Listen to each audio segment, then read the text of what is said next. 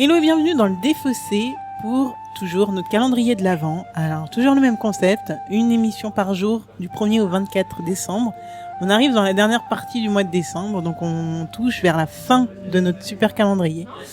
Et je suis toujours accompagné de mon très cher Zef. Salut. Ça va ? Et toi ? Ouais. Ouais. Ouais, ça se passe bien. Ouais, on est toujours loufoque. Je commence à sentir la fin, là, je suis un Ouais. peu triste. Un petit peu triste, Ouais, hein. je sens que ça va se ralentir, ça va. Voilà. On commence à sentir, on va avoir moins de jeux d'un coup, quoi, tu vois. C'est pas faux. Ouais, là, d'un seul coup, on aura moins de nouveautés déjà dans la gueule.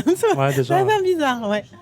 Qu'est-ce que le Défaussé ? Le Défaussé, c'est une émission d'une vingtaine de minutes sur les jeux de société. Donc on vous explique dans une toute première partie, on vous présente le jeu, le contexte, etc. Très souvent c'est Zef ou moi, mais en ce moment c'est beaucoup plus souvent le loufoque, un animateur du loufoque. Une partie où on va jouer et vous aurez le droit aux meilleurs extraits et une dernière partie de débrief. Aujourd'hui avec nous, on a le droit à Harry. Salut. Ça va ? Ça va, ouais. Ça fait plusieurs fois là maintenant. Oh, ça commence à devenir un peu Ouais. redondant, ouais. Ouais, ah ouais, carrément. Je pense à avoir marre, moi. Ah non, c'était vous vis-à-vis de moi, mais toi, c'est pas grave. Non, même pas.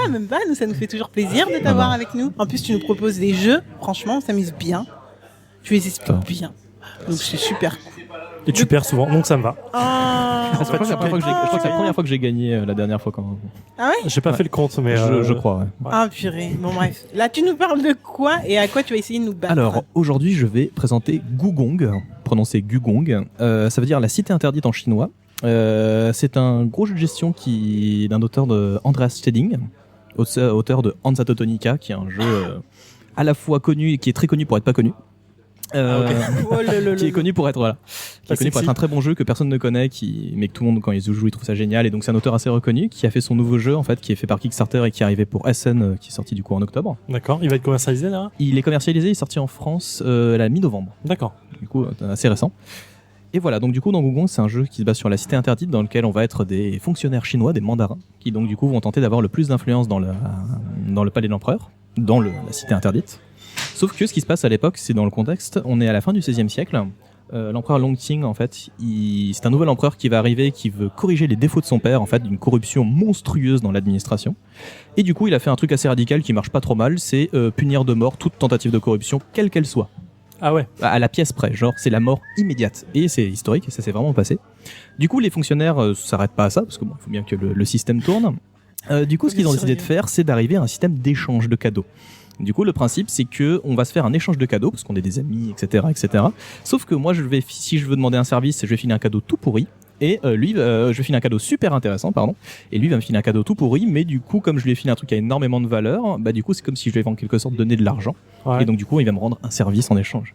Et donc, du coup, c'est un système qui, pendant une centaine d'années, en fait, a perduré en Chine. En fait, ce système d'échange de cadeaux, en fait, un peu semi-hypocrite, mais qui s'est vraiment bien installé. très bien installé en fait pendant un certain temps. Et du coup, c'est dans ce système-là, grâce à cette mécanique en fait, qui va être retranscrite dans le jeu, dans lequel on va essayer de faire diverses actions pour tenter de gagner la place de Premier ministre. Ah ok. Il y a les échanges de cadeaux. On va se faire des cadeaux entre nous ou au jeu ? Non, au jeu. Ah ouais.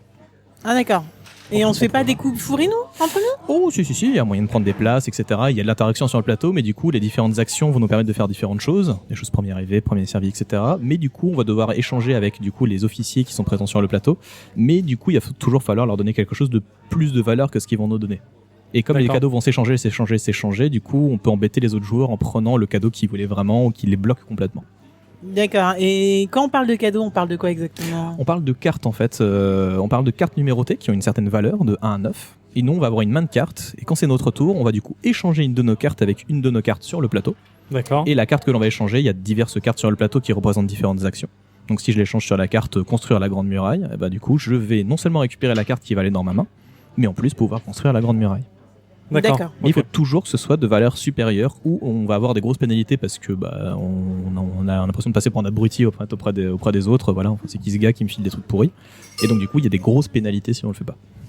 Oh la violence. Ok, ouais, d'accord. ça a l'air d'être de la gestion. Je sais pas trop. Ça- En fait, on pourrait dire quoi ? Gestion. Pour les gens qui connaîtraient les jeux, c'est un jeu qui ressemble un peu à un des jeux de Stefan Feld, donc c'est un jeu dit assez feldien en fait dans son approche, avec un peu d'interaction comme l'auteur Hansa Teutonica, Andreas Steding a tendance à le faire, qui ressemble, le jeu le plus proche auquel je pourrais le rapprocher, c'est un jeu qui s'appelle Trajan. Trajan, ça me parle. C'est un jeu Trajan de Feld qui est très bien réputé. Il est plus interactif que Trajan, D'accord. mais c'est le jeu auquel je le rapproche le plus, en bien. Ok. En bien, il On- précise. On part sur combien de temps de jeu environ? Une partie, ça dure environ 25 minutes par personne en moyenne. Ça peut être plus court, ça peut être plus long. Ma D'accord. partie à 2, par exemple, a duré moins d'1 heure. Ouais. Dans les 50 minutes à 2 pour une première partie de découverte. Mhm. Donc, on peut taper sur 20 minutes quand on sait jouer, 25 minutes, 30 minutes par personne pour une première partie. D'accord. ok. Alors moi j'ai 2 questions. La première, ça serait qu'est-ce qui signifie la fin de la partie? Mhm. Et la deuxième, ça serait jouer à un mode. Enfin, je vois que ça joue de 1 à 5 joueurs. Donc, Oui. je voulais que tu nous parles un peu de cette. Du mode solo ouais. Ouais.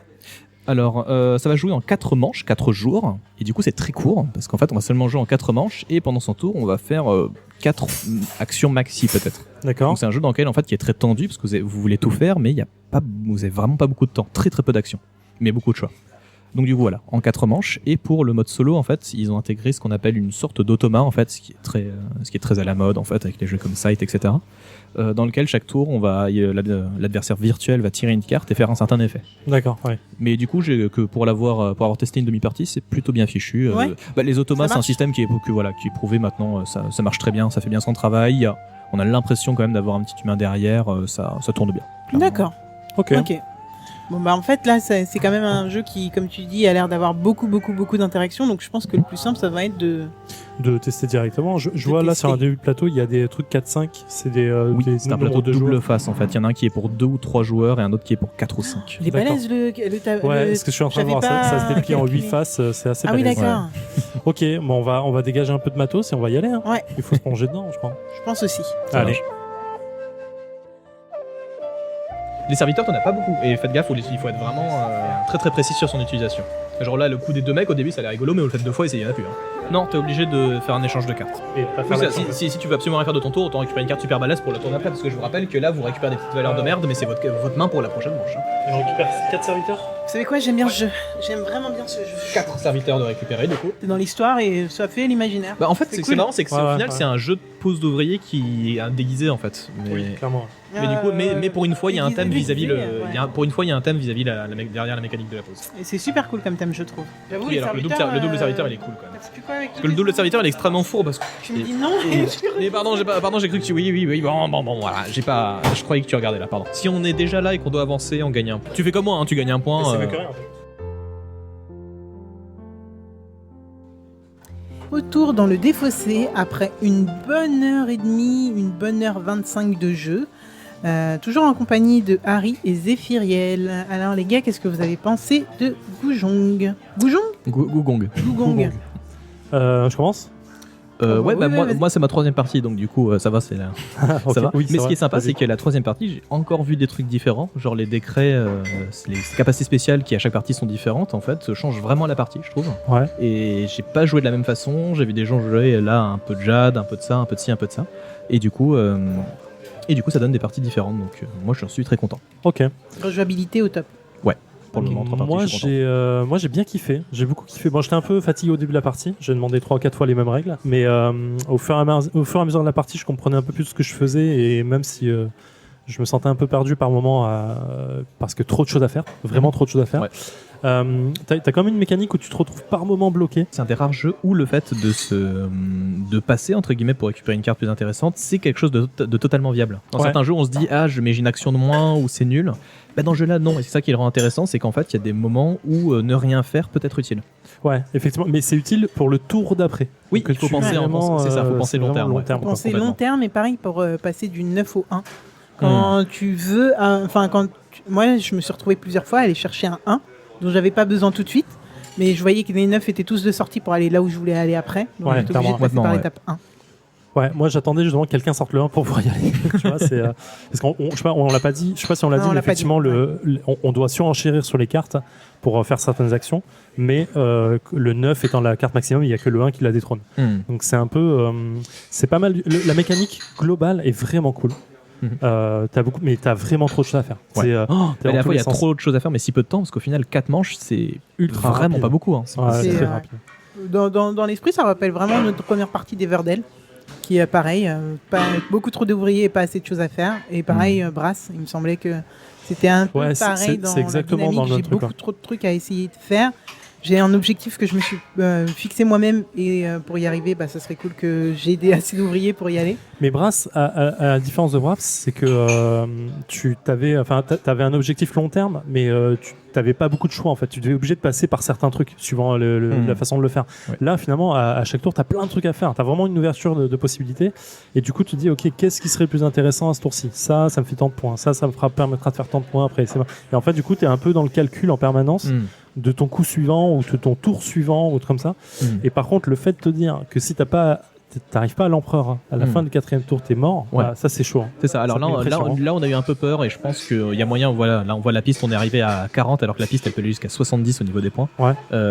J'ai déjà vu des parties genre en ligne de gens qui pouvaient faire jusque dans les 80-90. Ah ouais. Ouais. Ce qui fait en sorte que du coup il y a un niveau de jeu en fait et d'optimisation qui est vraiment possible. Ah mais ça va vachement dépendre des décrets. Ça dépend des décrets. Voyages. C'est ça. Mais d'un autre côté, ça m'a l'air tout à fait possible de faire de beaucoup mieux jouer qu'on l'a fait. Alors je trouve qu'on a pas mal joué déjà. Oui, on a très bien joué. Mais d'un autre côté, je pense qu'il y a encore vraiment moyen de bien jouer autour de ça. Oui, parce qu'au début de la partie, tu nous as dit on va faire 30 points max. Effectivement, tu m'as fait on est sur un une peu peur. quarantaine quoi. Ouais, effectivement. Ouais. D'ailleurs, je suis pas mécontente de moi, j'ai perdu. Alors, Zephyriel est arrivé premier avec 40 points, il me semble. 40 parce que j'ai essayé de te ramener des points. C'est ça, 40, mais il s'est redonné 4 points alors que je l'ai déjà donné avant. Donc 40.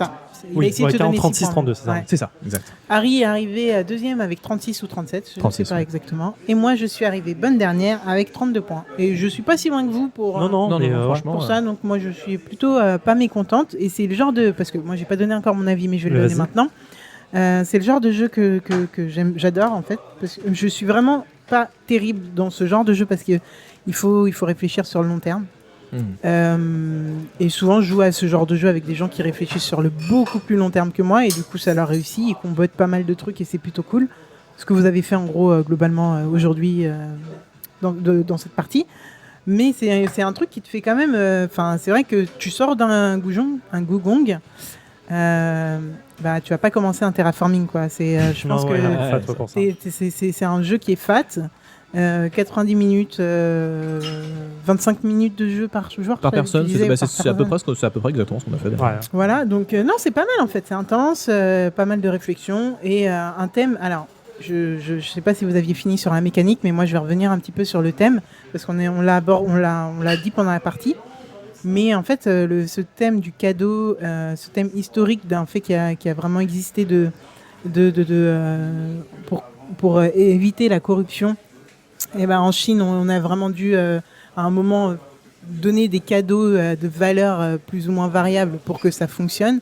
Là, c'est un truc qui ressort pas vraiment, on le ressent pas vraiment dans le jeu. Mais historiquement, moi, je trouve que ça fait un background et j'ai kiffé l'avoir en tête pendant toute la partie. Oui, sur le plateau, on le voit pas des masses, mais en tout cas, historiquement, tu m'as appris un truc aujourd'hui, j'ai kiffé. Je le ressortirai pour briller en société, je suis contente. Pour un jeu allemand, je trouve qu'il y a eu un petit effort qui a été fait. La plupart des jeux allemands, en général, ils font absolument n'importe quoi. Vraiment, la mécanique, ils l'ont inventé genre 2 semaines avant la sortie du jeu, quoi. Ouais. Alors que là, il y a quand même eu un effort, et je pense que de l'auteur, à mon avis, il a dû penser au thème avant de penser à la mécanique. Même si au final c'est la pose d'ouvrier, mais il y a un petit effort qui a été fait. On sent quand même que. Voilà. Non mais ça sent. Moi c'est vrai que le thème, en fait j'ai dit ça en milieu de partie en disant c'est dommage, les cartes en fait elles ne servent qu'à surenchérir et le côté cadeau en fait on le ressent pas trop. Moi je le voyais plus en fait, je voyais que des points, des numéros en me disant ok il faut que je. Et c'est sûr, mais t'as complètement raison. En fait le fait que ce soit basé sur un fait historique réel. Et que ce soit quand même assez bien représenté mine de rien quand tu t'y attardes un peu sur le design qui est quand même pas dégueu pour un jeu allemand. Ça a donné en fait un background et une esthétique. Tu as complètement raison, effectivement. Qui est fort sympathique ma foi entre les jetons, le plateau et tout. D'ailleurs tu viens de dire jeu allemand, j'avais pas capté que c'en était un parce que je m'attendais à un truc jeu allemand égale. Je voulais pas dire comme ça, tu vois. Non, je savais que c'était pas un jeu chinois parce que je suis en train de commencer à préparer la com pour la diffusion des épisodes et je savais que le nom que Harry va justement nous rappeler un peu plus tard, le nom de la personne qui l'a fait, ce n'est pas vraiment asiatique. Oui. Donc concrètement, je voulais justement demander et j'allais oublier jusqu'à ce que tu l'évoques, donc tant mieux. Ouais, c'est ça. Mais l'illustrateur aussi, pourquoi le jeu est assez beau, c'est Andreas Reich qui a fait Great Western Trail, qui est quand même vraiment pas mal. Enfin, je veux dire, c'est cool que ces dernières années on arrive à des jeux allemands qui sont vraiment quand même. Là, visuellement, moi je trouve ça super beau perso. Visuellement, c'est beau et c'est surtout que dans les détails, quoi. Genre le plateau, il y a plein de petits détails. c'est lisible, c'est agréable, on voit le détail, on comprend l'aspect complet du plateau. Donc, t'as une véritable expérience en fait sur le plateau de jeu avec des ambiances différentes et une vraie cohérence entre elles. Absolument. Donc, non, c'est vraiment agréable. Après, tu fais un jeu sur le thème de l'Asie et il est moche. Franchement, c'est compliqué. Il y en a un, Yamatai. Yamatai, il est beau avec les lotus. Hein. Alors moi, Yamatai, je trouve que c'est trop en fait. Ouais, voilà. Yamatai, c'est de la crise d'épilepsie. Hein. Mais il l'arrête, ça tombe bien. Enfin, ça tombe bien. Oui, bah oui, il a fait. Ouais, voilà, on n'avait pas parlé de ça. Ok, voilà. Bon, bah, pour moi, c'est validé. Hein. C'est un gros jeu que je ressortirai pas tous les jours, je pense. Ah, ça, c'est sûr. Mais c'est un bon gros jeu qu'on aime bien. Pourquoi tu le ressortirais pas tous les jours? Parce que c'est trop fat.